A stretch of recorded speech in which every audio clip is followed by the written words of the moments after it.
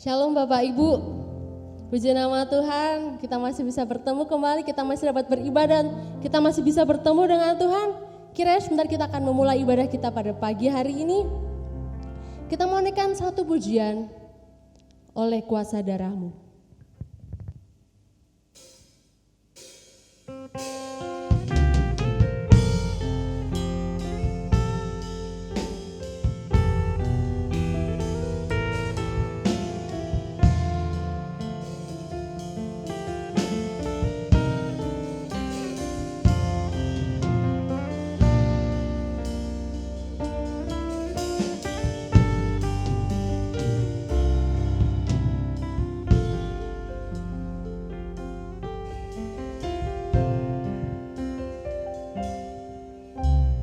Saat ku masuk ke hadirat-Mu, bawa persembahan ke tempat kudus-Mu. Pujian ku naikkan, sembah ku berikan bagi-Mu Allah yang mulia. Kau layakkan ku menghampiri-Mu, melihat tata kemuliaan-Mu Tuhan. Pujian ku naikkan, sembah ku berikan bagi-Mu Allah yang mulia. Oleh kuasa darah-Mu, Kau telah tebus dosaku. Kekudusan-Mu melingkupiku.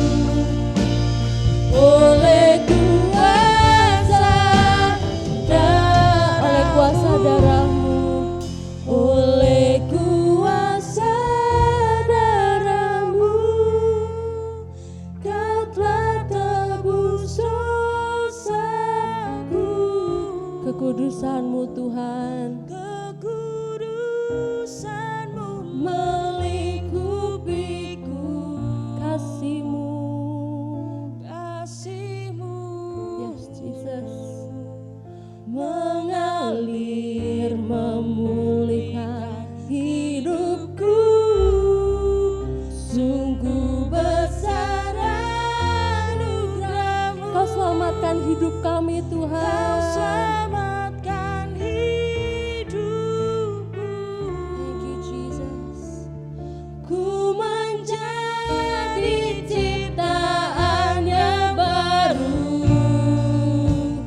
oleh kuasa darah-Mu, oleh kuasa darah-Mu.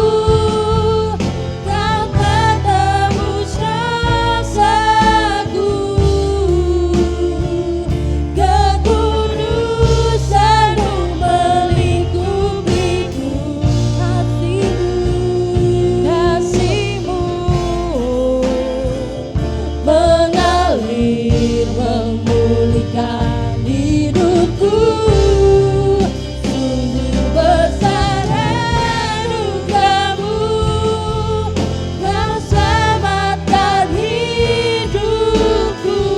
Yes Jesus, ku menjadi ciptaan yang baru oleh kuasa darah-Mu. Ku menjadi ciptaan yang baru oleh kuasa darah-Mu. Terima kasih Tuhan, terima kasih atas pengorbanan-Mu Tuhan. Hidup kami telah diselamatkan Tuhan, kami bersyukur Tuhan. Tuhan, kiranya sebentar kami akan memulai Tuhan. Kami mau mendengarkan firman-Mu Tuhan. Kiranya Tuhan Kau persiapkan hati kami Tuhan. Kiranya apa yang akan disampaikan Tuhan, kiranya dapat tertanam dalam kehidupan kami Tuhan. Tuhan, Kami mau menyerahkan seluruhnya hanya di dalam nama-Mu, hanya di dalam nama Tuhan Yesus Kristus. Haleluya. Amin. Puji nama Tuhan, Bapak, Ibu, dan Saudaraku, kita berjumpa kembali. Salam damai sejahtera Tuhan kita Yesus Kristus. Hari ini hari yang istimewa karena gereja kita ulang tahun yang ke-53. Jadi tepat pada hari ini 19 September 2021 dan 53 tahun yang lalu Bapak Pendeta Yahya Prayoga merintis Gereja Bethel Tabernakel Kristus Anugerah di Cilacap ini, saudaraku ya, pada tahun 1968. Dan hari ini kita akan memperingati dengan sukacita bersama-sama mengucap syukur kepada Tuhan buat anugerah Tuhan. Tema kita pada kali ini di dalam ulang tahun gereja ini saya ambil setia melayani. Untuk mengingatkan kita kembali bahwa kita melayani Tuhan dengan sungguh-sungguh. Kita buka dalam Ulangan 18 ayat yang kelima. Demikian bunyi firman Tuhan, sebab dialah yang dipilih oleh Tuhan Allahmu dari segala sukumu, supaya ia senantiasa melayani Tuhan dan menyelenggarakan kebaktian demi namanya, ia dan anak-anaknya. Amin. Ya, puji nama Tuhan, saudaraku. Penetapan suku Lewi untuk melayani Tuhan, sementara suku-suku yang lainnya mendukung pelayanan, memberikan korban dan lain sebagainya, sementara suku Lewi ditetapkan sebagai secara khusus untuk di dalam ambil bagian di dalam ibadah-ibadah. Sehingga dikatakan di dalam ayat yang kelima, sebab dialah, maksudnya orang-orang Lewi dipilih oleh Tuhan Allahmu dari segala sukumu. Dari 12 suku dipilih satu, yaitu suku Lewi, supaya ia senantiasa melayani Tuhan dan menyelenggarakan kebaktian demi namanya, ia dan anak-anaknya. Ya, puji nama Tuhan. Kita ingat di dalam kisah ini Tuhan memilih dan memberikan pelajaran kepada kita bahwa suku Lewi itu dipilih oleh Tuhan supaya ia senantiasa melayani Tuhan, senantiasa melayani Tuhan. Dan yang kedua adalah menyelenggarakan kebaktian demi namanya. Jadi ketika Tuhan memberikan perintah ini, menyelenggarakan kebaktian demi namanya, supaya orang-orang Lewi memiliki kerendahan hati, tahu bahwa apa yang dia lakukan itu adalah demi nama Tuhan. Kalau dia bisa memberikan pelayanan di dalam kebaktian, bukan karena untuk kesombongan dia sebagai satu suku yang di atas suku-suku yang lain. Semua suku sama, tapi Tuhan ingin memberikan satu ketertiban di dalam kehidupan mereka. Jadi salah satunya adalah bagaimana supaya ibadah itu tertib. Nah, Bapak Ibu dan Saudaraku, kita bisa bayangkan ya, seperti yang sudah saya sampaikan beberapa kali, 1450 tahun yang lalu itu, sebelum Masehi maksudnya, 1450 sebelum Masehi, mereka sudah tertib, sudah punya aturan di dalam kehidupan bermasyarakat dan kehidupan di dalam kebaktian. Semua sudah diatur dengan demikian indahnya. Tata cara di dalam memberikan korban, suku Lewi.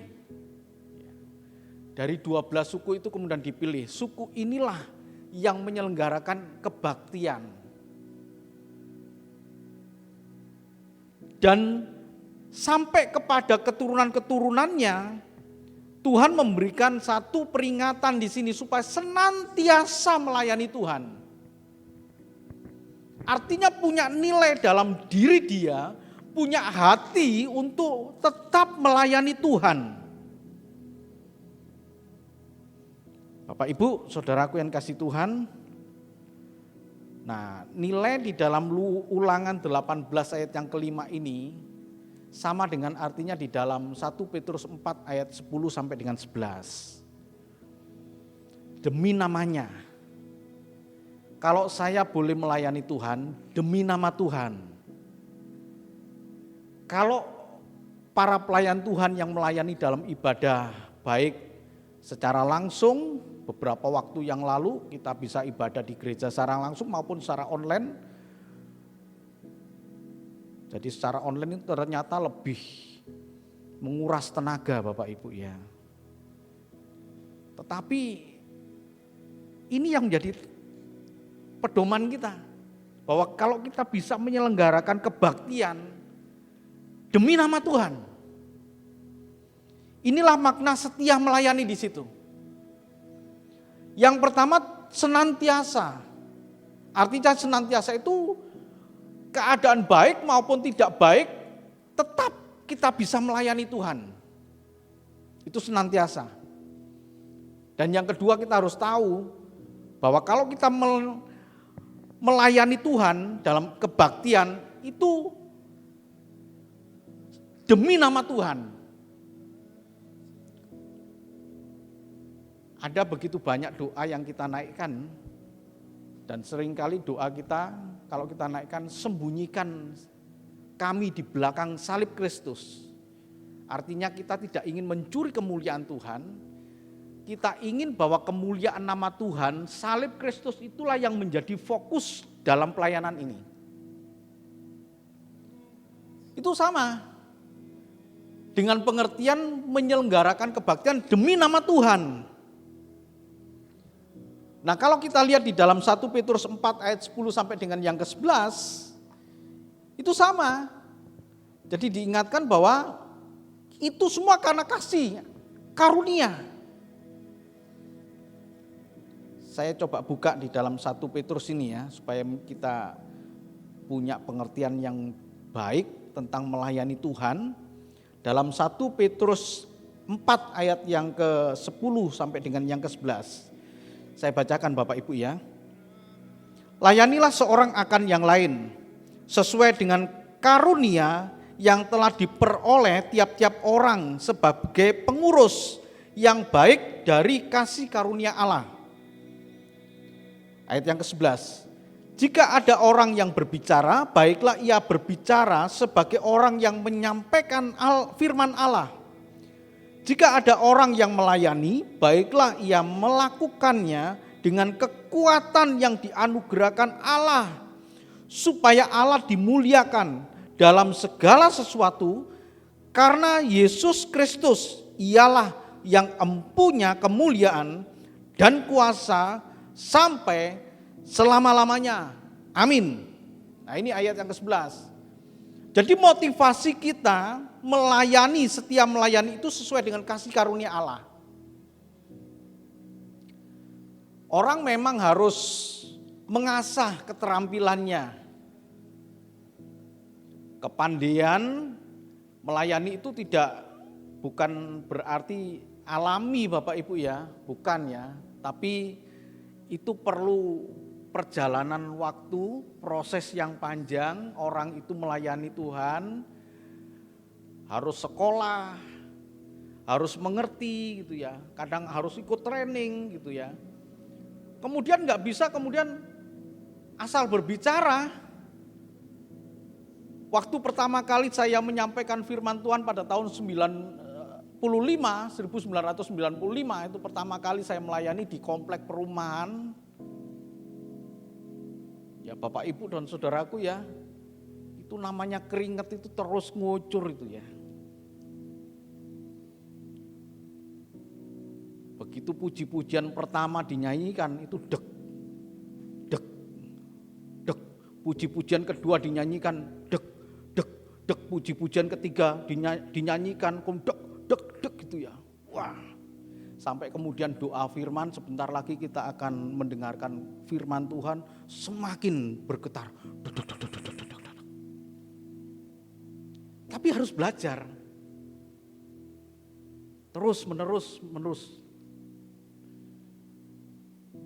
Sekalipun saya punya kekuatan, sekalipun saya punya kepandaian, sekalipun saya punya proses yang panjang itu, tapi saya harus mendasarkan semuanya itu, ini kasih karunia. Jadi segala usaha yang kita lakukan tidak boleh kita kedepankan. Semuanya harus atas dasar ini kasih karunia Allah. Sama seperti ini, ya.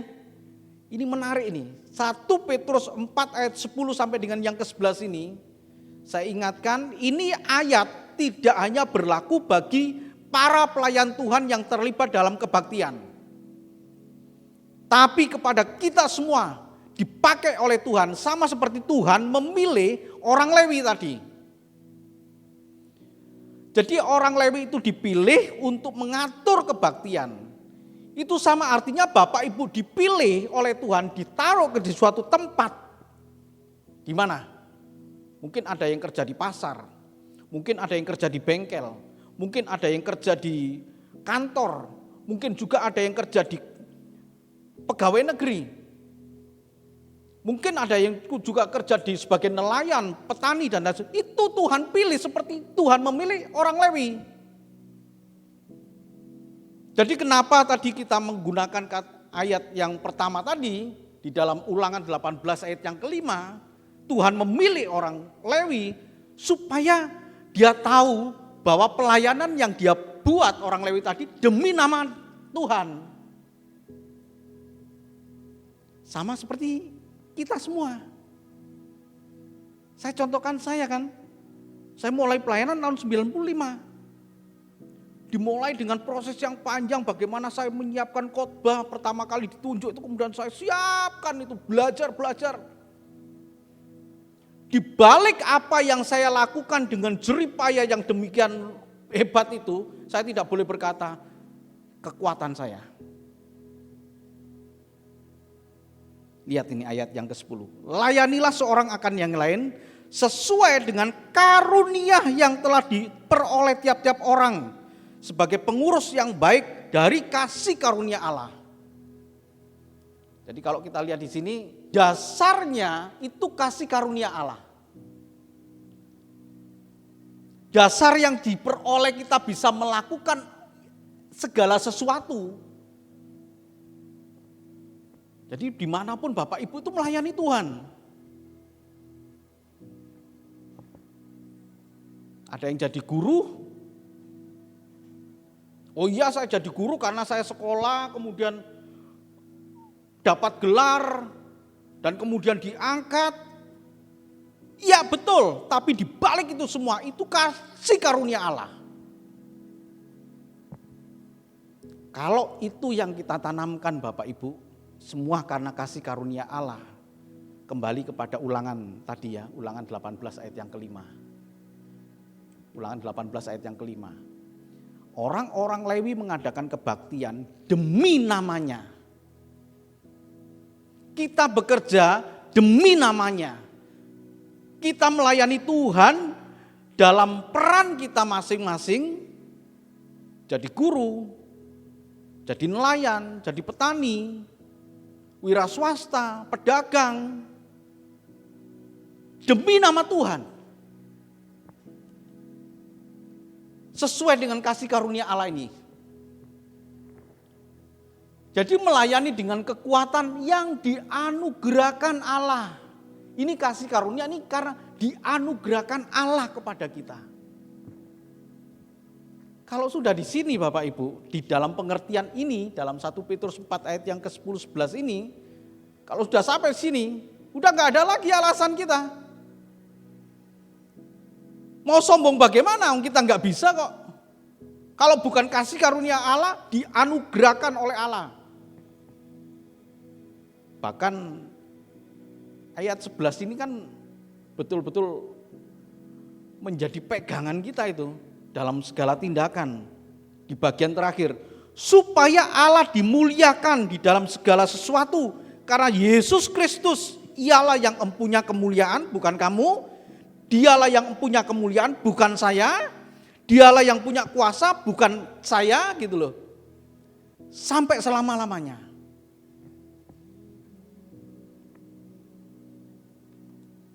Jadi saudaraku yang dikasih Tuhan, ya kita bersyukur sekali kepada Tuhan. Karena kebaikan-kebaikan Tuhan ini. Kalau kita bisa melayani Tuhan dengan konsep kasih karunia dari Allah, inilah dasar dari Yohanes Pembaptis berkata, ia harus makin besar tetapi aku harus makin kecil. Yohanes Pembaptis berkata bahwa ia harus makin besar menunjuk Tuhan Yesus. Karena pada saat itu begini Bapak Ibu, kehadiran Yohanes Pembaptis itu terlebih dulu daripada Tuhan Yesus. Yohanes Pembaptis itu terlebih dulu ada. Dialah yang ditetapkan Tuhan untuk mempersiapkan jalan bagi Tuhan. Sehingga nama dia lebih besar daripada nama Tuhan Yesus. Jadi pada saat itu pengikut Yohanes Pembaptis jauh lebih banyak daripada pengikut Tuhan Yesus. Bisa dibayangkan kemegahan hatinya. Ya, Yohanes Pembaptis itu punya nama.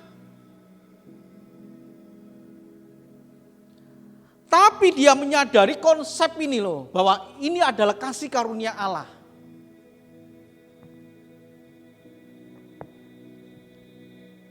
Jadi perkataan Yohanes Pembaptis yang berkata, ia harus makin besar, tetapi aku harus makin kecil, di dalam Yohanes 3 ayat yang ke-30, ini kan kata-kata yang sudah begitu populer. 2000 tahun yang lalu, kata-kata itu populer. Tapi harus hidup sampai dengan sekarang kata-kata itu. Kalau kita menyadari apa yang kita lakukan, melayani Tuhan dengan berbagai macam peran kita ini, entah itu guru, entah itu nelayan seperti yang tadi saya sebutkan, entah itu para pelayan Tuhan di gereja, ia harus makin besar. Sementara aku ini harus makin kecil. Jadi mungkin di antara Bapak Ibu ada yang mengalami kesuksesan yang besar gitu ya. Yang membuat namanya melambung, yang membuat dia punya tingkatan yang lebih baik-baik dan kemudian terkenal begitu. Jangan seperti grup The Beatles itu ya. John Lennon kemudian berkata, pemimpin dari grup The Beatles itu ya, dia berkata, bahwa grup bandnya The Beatles ini akan tetap selama-lamanya dan mengalahkan nama Yesus. Tidak berapa lama kemudian dia ditembak. Karena ada kesombongan di situ. Jadi kalau kita mengalami hidup yang diberkati Tuhan, tapi lupa akan konsep ini, bisa jadi kita akan terjerumus ke dalam kemegahan nama kita yang salah. Berbeda dengan Yohanes Pembaptis. Pada masa itu Yohanes Pembaptis punya nama yang besar. Tapi dia katakan ia harus menunjuk Tuhan Yesus, dia harus makin besar. Saya makin kecil. Hal yang sama pun juga harus kita alami itu Bapak Ibu. Jadi kalau kita diberkati Tuhan, kalau kita diizinkan Tuhan untuk melayani Tuhan, sekali lagi ya Bapak Ibu ya, melayani Tuhan bukan hanya ada di ruang lingkup yang sempit saja, yaitu di gereja, tapi dalam kehidupan yang luas, dimanapun kita berada. Ada yang kerja di toko, adalah pelayanan Tuhan di situ. Nama Tuhan harus makin besar. Jadi kalau Tuhan memberikan kelimpahan berkat-berkat dan kemudian atau yang kerja di kantor kemudian posisinya naik. Mari kita punya konsep ini. Aku harus makin kecil tapi Yesus yang makin besar. Karena dia sadar semua karena kasih karunia Tuhan. Kalau melayani, ini melayani dengan konsep kasih karunia. Tapi kalau yang melayani tanpa merasa bahwa itu adalah kasih karunia dari Allah, maka dia akan sombong. Maka dia akan rakus akan kekuasaan. Dan akhirnya mati dalam kehinaan. Seperti yang dialami oleh siapa? Coba kita lihat Bilangan 16 ini. Di dalam Bilangan 16 ini ayat yang ke-9 sampai dengan ayat yang ke-10. Ya, kita lihat ya pelajaran yang begitu penting ini. Melayani Tuhan harus dengan konsep kasih karunia. Jika melayani Tuhan tanpa merasa bahwa itu bukan kasih karunia Allah, maka akibatnya begini Bapak Ibu. Bilangan 16 ayat yang ke-9 sampai dengan yang ke-10. Belum cukupkah bagimu bahwa kamu dipisahkan oleh Allah Israel dari umat Israel dan diperbolehkan mendekat kepadanya supaya kamu melakukan pekerjaan pada kemah suci Tuhan dan bertugas bagi umat itu untuk melayani mereka. Dan bahwa engkau diperbolehkan mendekat bersama-sama dengan semua saudaramu Bani Lewi. Dan sekarang perhatikan baik-baik ini ayat yang terakhir, bagian yang terakhir. Dan sekarang mau pula kamu menuntut pangkat imam lagi. Siapa yang melakukan ini? Ini adalah Bani Korah, Bani Datan dan Abiram. Dia ditugaskan untuk pelayanan di dalam kebaktian, di dalam mempersiapkan kebaktian. Bani Korah itu di dalam puji-pujian dia. Tapi dia tidak sadar, dia tidak merasa bahwa apa yang dia layani itu, pelayanan itu adalah karena kasih karunia Allah.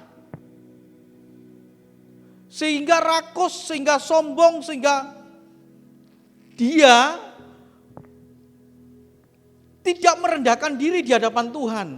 Menuntut lebih. Menuntut jadi apa dia? Menuntut jadi imam. Nah ini kan kemudian ditegur. Ya, ditegur oleh Musa. Mereka pengen naik pangkat jadi imam. Padahal imam itu adalah hak dari orang Lewi. Tapi orang-orang Bani Korah ini kemudian tidak pengen dia pengen lebih dari itu. Bukan sebagai penyanyi saja, kemudian pengen dia menjadi imam. Ayat 10. Dan bahwa engkau diperbolehkan mendekat bersama-sama dengan semua saudaramu Bani Lewi. Mendekat kepada Tuhan itu kasih karunia. Dan sekarang mau pula kamu menuntut pangkat imam lagi. Nah, saudaraku yang dikasih Tuhan, akhirnya kalau kita lihat di sini, mereka mengalami kehinaan di sini.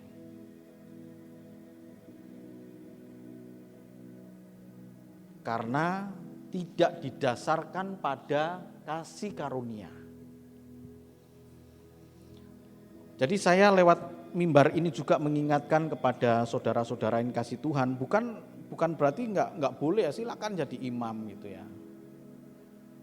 Kalau dulu kan memang dikhususkan itu orang Lewi gitu ya.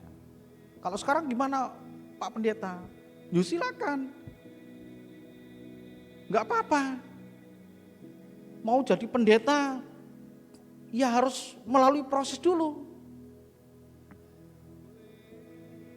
Harus belajar dulu, sekolah dulu, kemudian diakui masuk di satu organisasi, kemudian diakui oleh organisasi itu, kemudian diangkat oleh organisasi itu. Bukan hanya itu saja, kemudian ada tingkatan-tingkatannya.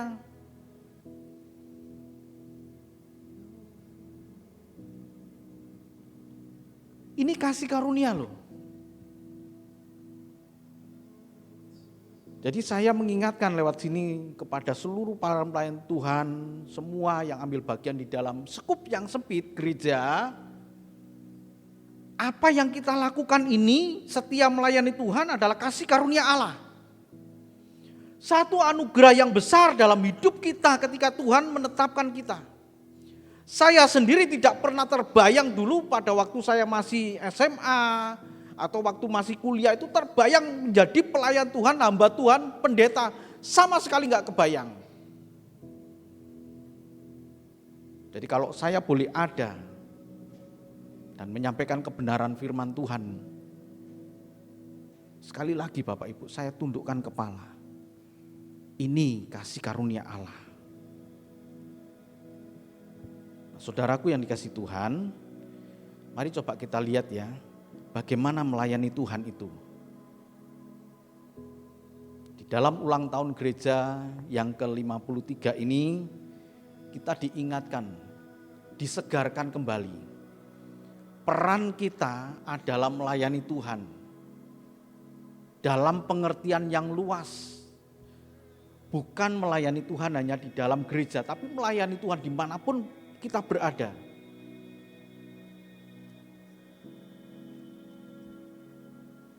Roma 14 ayat yang ke-17 ya sampai dengan 19. Kita akan coba lihat di sini Roma 14 ayat 17 sampai dengan yang ke-19. Dikatakan demikian saudaraku. Aku tahu, Roma 14 ayat yang ke-17. Sebab kerajaan Allah bukanlah soal makanan dan minuman, tetapi soal kebenaran, damai sejahtera, dan sukacita oleh Roh Kudus. Karena barang siapa melayani Kristus dengan cara ini, ia berkenan pada Allah dan dihormati oleh manusia. Ayat 19, karena itu marilah kita mengejar apa yang mendatangkan damai sejahtera dan yang berguna untuk saling membangun. Amin. Gak mudah kan? Ini melayani gak mudah Bapak Ibu. Sebab kerajaan Allah bukanlah soal makanan dan minuman. Artinya ketika kita melayani di dalam kerajaan Allah, ya sekali lagi ya Bapak Ibu ya, bukan semata-mata kita mencari makanan dan minuman, kesenangan yang mendatangkan ini loh, perut ini, bukan itu. Walaupun itu penting, makanan dan minuman itu penting, sebab manusia hidup bukan dari roti saja, tapi dari firman Tuhan. Sekalipun itu penting, tapi ada nilai yang jauh lebih penting dari segalanya itu. Yaitu soal kebenaran, damai sejahtera, sukacita oleh Roh Kudus.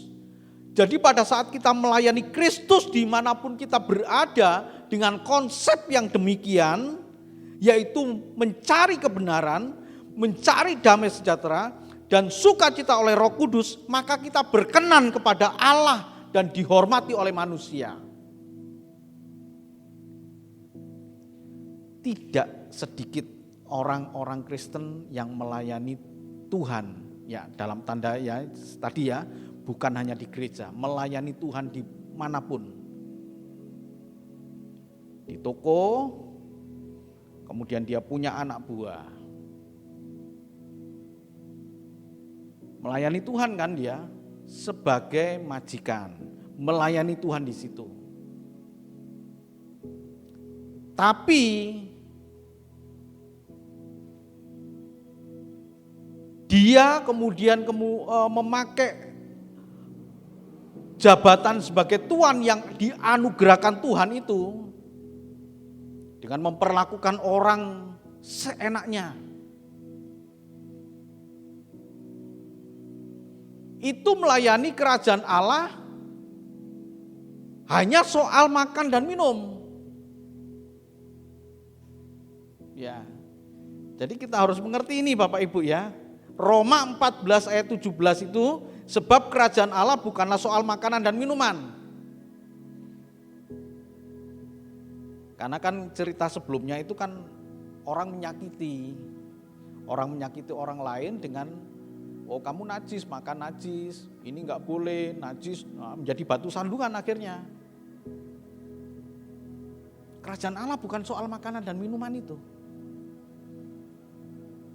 Jadi kalau kita melayani Tuhan ayat 18, karena barang siapa melayani Kristus dengan cara ini, artinya mencari damai sejahtera, mencari kebenaran, mencari sukacita oleh Roh Kudus, wah dia berkenan kepada Allah. Jadi kalau menjadi majikan ya harus punya hati yang betul-betul penuh dengan kasih. Kalau bawaan salah, dia harus menegur dengan cara-cara yang baik. Bukan dengan cara-cara yang kasar. Goblok lu. Kemudian dikata-katain dengan lepas gitu ya. Maksudnya lepas itu sesuka dia. Ia tidak berkenan kepada Allah. Jadi betul-betul melayani Tuhan itu menjadi satu tanggung jawab yang besar bagi kita.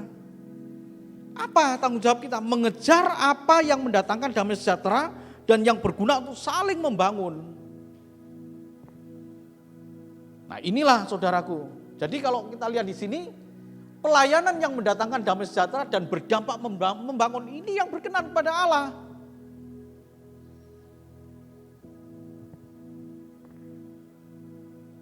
Wah, rupa-rupanya berat juga ya.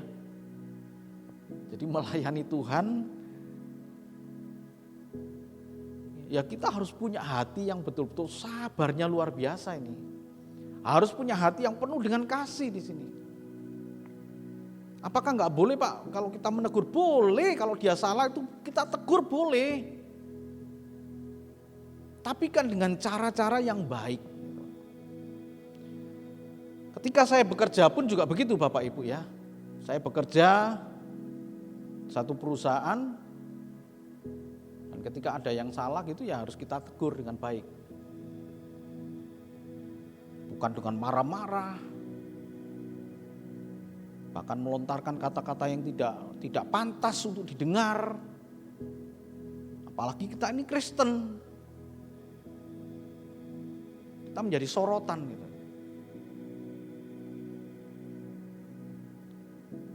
Roma 16 ayat 17. Ya.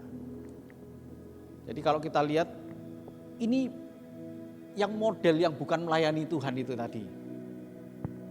Nah, ini. Jadi Roma 16 ayat 17 sampai dengan yang ke-19 Hampir sama ya. Ya, kalau tadi kan Roma 14 ayat 17 sampai dengan 19.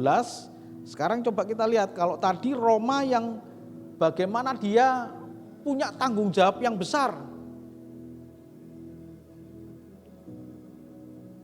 Yang memahami bahwa melayani itu adalah karena kasih karunia Allah. Itu Roma 14 ayat 17 sampai dengan 19. Tapi Roma 16 ayat 17 sampai dengan 19 dikatakan demikian.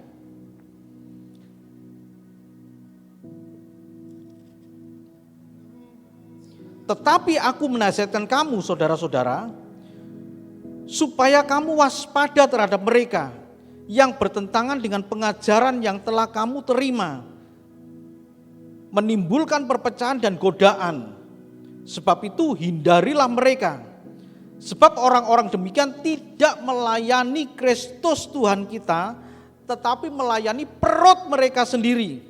Dan dengan kata-kata mereka yang muluk-muluk dan bahasa mereka yang manis, mereka menipu orang-orang yang tulus hatinya. Kabar tentang ketaatanmu telah terdengar oleh semua orang. Sebab itu aku bersukacita tentang kamu. Tetapi aku ingin supaya kamu bijaksana terhadap apa yang baik dan bersih terhadap apa yang jahat. Amin. Rasul Paulus senang ketika mendengar mereka penuh dengan ketaatan, ketika mereka mendengar tentang iman mereka, pelayanan mereka, bagaimana mereka melayani dengan tulus, melayani dengan kasih karunia Allah. Tapi perlu diingatkan bahwa ada di antara mereka, ya, ada orang-orang yang dapat merusak pelayanan itu, dapat merusak sikap mereka. Hati-hati terhadap orang demikian, karena ada di antara mereka yang melayani bukan atas dasar kasih karunia Allah, tapi atas dasar melayani perut mereka sendiri. Wah, itu kan cocok Pak untuk yang melayani di gereja. Enggak Bapak Ibu, ya enggak, ini bagi kita semua juga. Bagi siapapun yang ada dimanapun melayani Tuhan. Kan tidak sedikit juga orang yang bekerja di toko, itu kan melayani. Kalau mereka melayani bukan melayani Kristus tapi melayani perut mereka, contohnya bagaimana? Enggak sedikit ada orang yang kerja di toko kemudian nyolong. Enggak sedikit juga orang yang Kristen kemudian dapat jabatan kemudian korupsi. Enggak sedikit juga orang Kristen yang bekerja dengan cara katakanlah di pasar kemudian dia mengurangi timbangannya. Dia bukan melayani Kristus tapi melayani perut mereka. Tidak sedikit orang Kristen yang menipu dengan cara berbisnis. Beberapa waktu yang lalu Bapak Ibu, ya saya dapat apa itu ya, anak Tuhan yang mengadukan masalahnya kepada saya. Bukan di sini ya, ada anak Tuhan yang ditipu sampai berapa? Sampai 400 juta. Uang tabungan dia habis karena ditipu. Kemudian dia bertanya, bagaimana ini Pak? Ya selesaikan dengan baik. Sambil menangis anak Tuhan itu. Yang menipu siapa? Anak Tuhan juga. Dia bukan melayani Tuhan. Dia melayani perut mereka. Nah ini saudaraku yang dikasih Tuhan. Jadi inilah yang dikatakan melayani harus setia. Kita kembali kepada di dalam Ulangan 18 ayat yang kelima tadi. Bagaimana orang Lewi itu melayani kebaktian demi nama Tuhan. Kita pun juga melayani begitu. Demi nama Tuhan, kalau enggak kita akan salah. Bahkan akan rusak kita. Kita masuk ke dalam pencobaan, akhirnya masuk ke dalam pencobaan yang kita ciptakan sendiri. Kalau sudah menipu berhasil, dia akan tipu. Kalau sudah berhasil, nipu terus nipu sampai akhirnya kemudian dia akan mengalami kesusahan sendiri. Karena yang dilayani bukan Tuhan, yang dilayani perut mereka. Sebab orang-orang demikian tidak melayani Kristus Tuhan kita, tapi melayani perut mereka sendiri. Kalau kita masuk ke dalam konsep tadi ya Bapak Ibu ya, konsep kerajaan Allah. Ya ini ya, konsep kerajaan Allah mendatangkan damai sejahtera dan berdampak membangun. Ini Roma ya. Kerajaan Allah bukanlah soal makanan dan minuman, tapi soal damai sejahtera, soal kebenaran, soal sukacita oleh Roh Kudus. Ternyata ada di dalam Roma 16 ini ayat 17 sampai dengan 19. Ada orang-orang yang melayani bukan melayani Tuhan, tapi melayani perut mereka. Saya pun juga pernah ada seorang hamba Tuhan ya Bapak Ibu ya. Hamba Tuhan cerita kepada saya gitu ya. Gimana ini? Ada pelayan Tuhan ketika diminta pertanggungjawabannya tentang keuangan gereja, dia malah marah. Dan akhirnya kemudian menghasut semua beberapa orang itu untuk keluar dari gereja itu. Saya katakan enggak usah takut. Enggak usah takut terhadap jiwa-jiwa itu adalah jiwa milik Tuhan. Kalau mereka mau pergi, dan akhirnya memang pergi. Kenapa? Sambil membawa uang kas gereja yang takut dia untuk dipertanggungjawabkan. Yang dia layani bukan Tuhan. Saya katakan berapa tahun itu? Wah udah lama itu. Udah lama. Kemudian saya minta laporannya.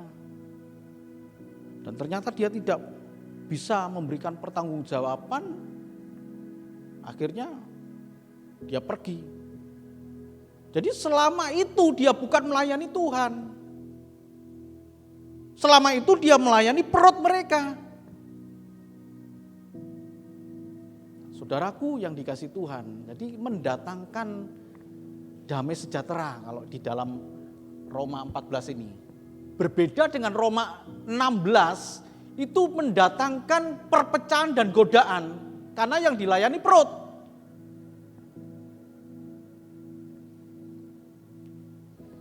Kita yakin dan percaya Bapak Ibu, pada waktu kita melayani Tuhan dengan sungguh-sungguh, kita tidak akan dipermalukan oleh Tuhan.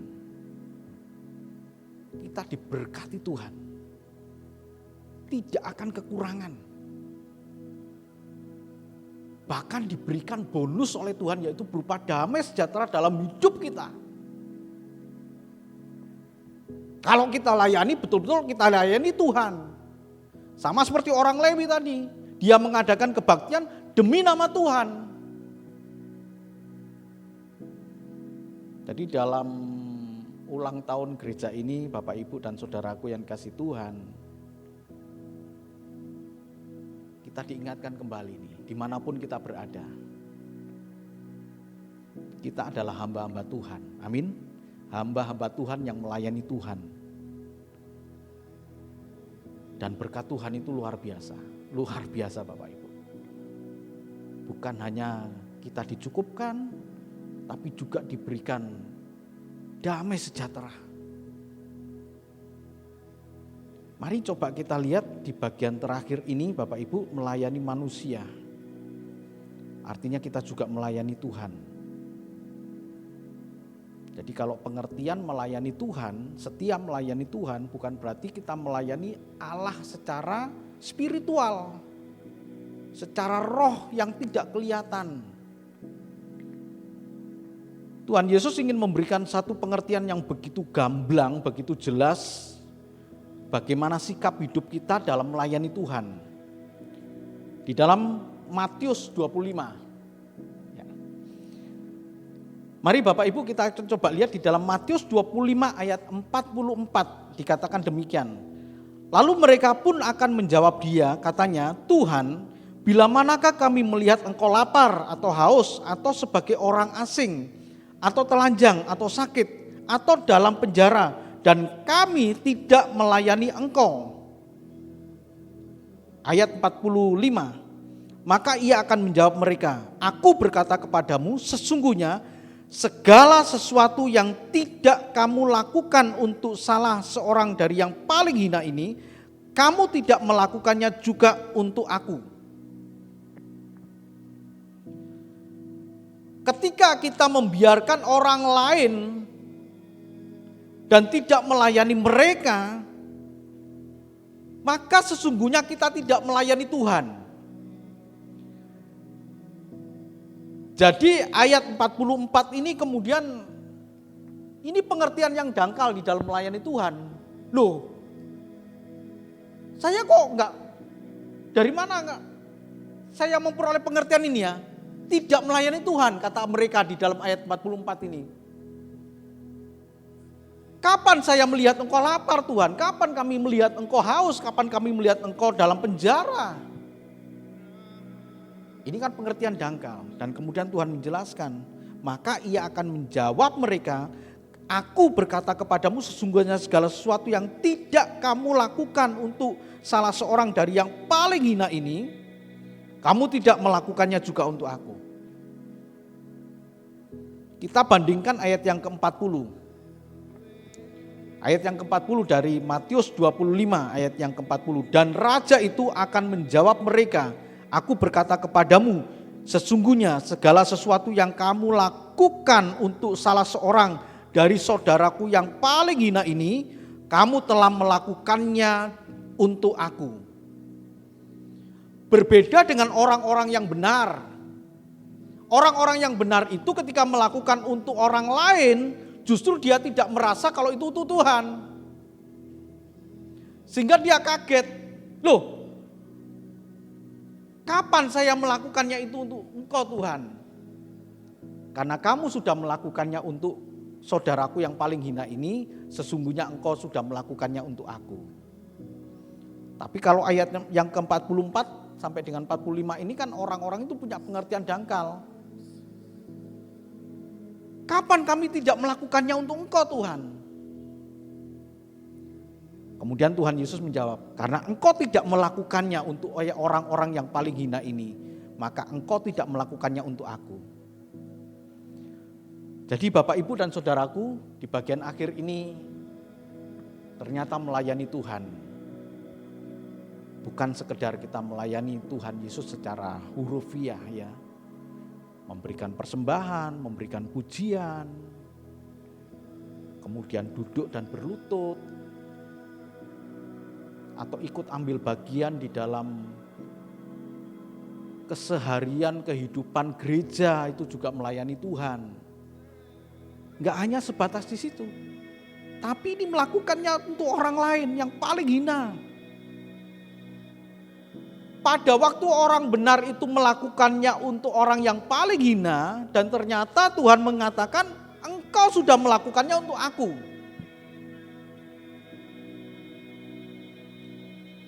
Dan Tuhan kemudian berkata, mari masuk.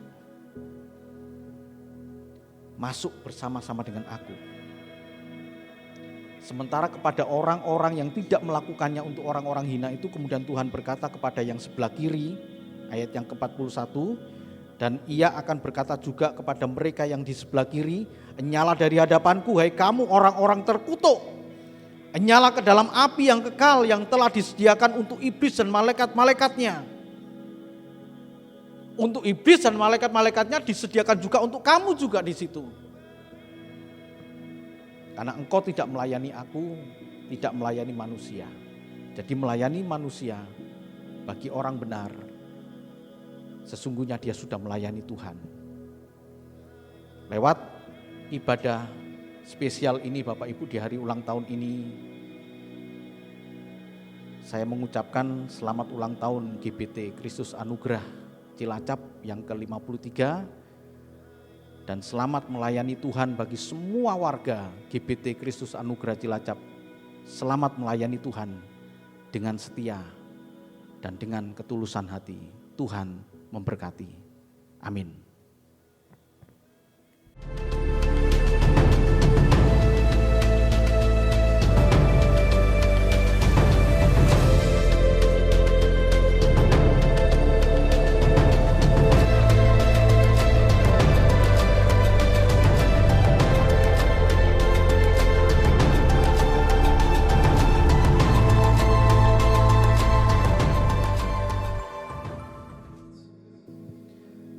Bapak, Ibu, dan Saudaraku, mari di akhir ibadah ini kita akan datang kepada Tuhan, mengucap syukur kepada Tuhan dan mengakhiri ibadah ini dengan ucapan syukur. Mari kita satu di dalam doa.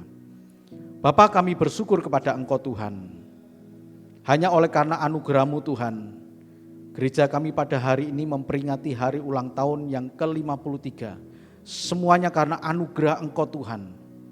Semuanya karena kebaikan Engkau Tuhan. Semuanya karena kemurahan Engkau Tuhan. Dan Engkau sudah memelihara kami semua yang ada tempat ini Tuhan. Waktu-waktu sudah kami lalui. Hari-hari telah kami jalani Tuhan.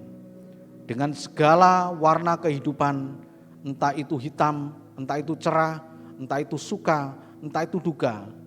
Tapi yang kami tahu, Engkau beserta dengan kami Tuhan. Dan Engkau memberikan kekuatan kepada kami dalam segala keadaan. Dalam segala waktu Tuhan, Engkau berikan kepada kami sukacita karena Engkau Tuhan. Terima kasih ya Bapa. Terima kasih buat segala kasih-Mu Tuhan.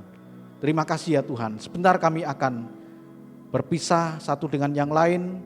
Kami mengakhiri ibadah ini dengan ucapan syukur dan kami percaya Engkau memberkati kami. Bapak, Ibu, dan Saudaraku yang kasih Tuhan, terimalah berkat dan anugerah dari Allah Bapa di surga. Kasih dan cinta Tuhan kita Yesus Kristus, anaknya yang tunggal, dan penghiburan kekuatan dari kuasa Roh Kudus menyertai kita mulai saat ini, esok, bahkan sampai Tuhan Yesus datang menjemput kita masuk ke dalam kemuliaan Tuhan. Terima kasih Tuhan, Engkau Allah yang sungguh baik kepada kami Tuhan. Engkau Allah yang memberkati kami, Engkau Allah yang melindungi kami, Engkau Allah yang menyinari kami dengan wajah-Mu Tuhan dan memberikan kepada kami kasih karunia. Engkau Allah yang menghadapkan wajah-Mu kepada kami Tuhan dan memberikan kepada kami damai sejahtera.